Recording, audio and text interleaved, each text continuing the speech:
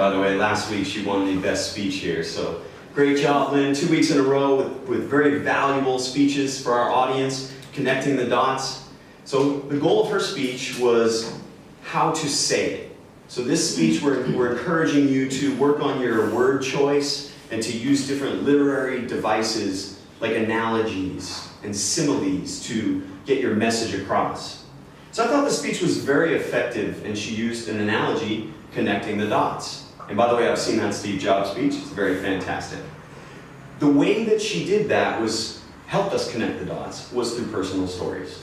So she connected with us by sharing a little bit of herself, the experiences she's had as a tour guide, how that helped her in her business career, and she let us in on her life a little bit.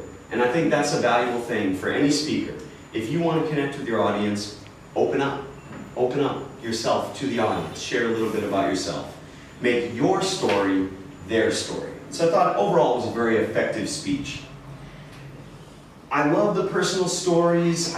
You had some really nice word usage in there, like learn by heart. Learn by heart. Another way to say that is memorizing, but learn by heart is a good way to say it. A nice phrase, a good analogy. So how could she take the speech to the next level? For one, this doesn't really have to do much with word choice, but stage movement. I think, of course, you stay mostly center stage, but I think you're the champion. You're a champion speaker. I want to see you be a little bit more comfortable to move around the stage a little bit more.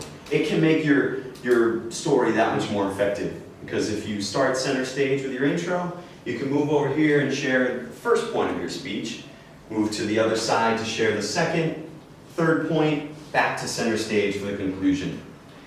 She had some really nice hand gestures, and overall a great stage presence and posture. But your hand gestures were really great, and I would encourage you to be even more deliberate about your hand gestures.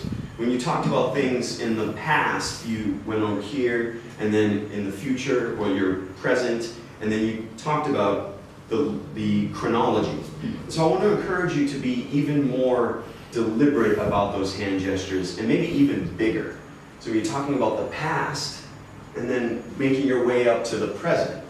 So just be a little bit more deliberate about those, and then maybe even every time you say connecting the dots, you could do something like connecting the dots, or connecting the dots, making some gesture that you repeat throughout the speech.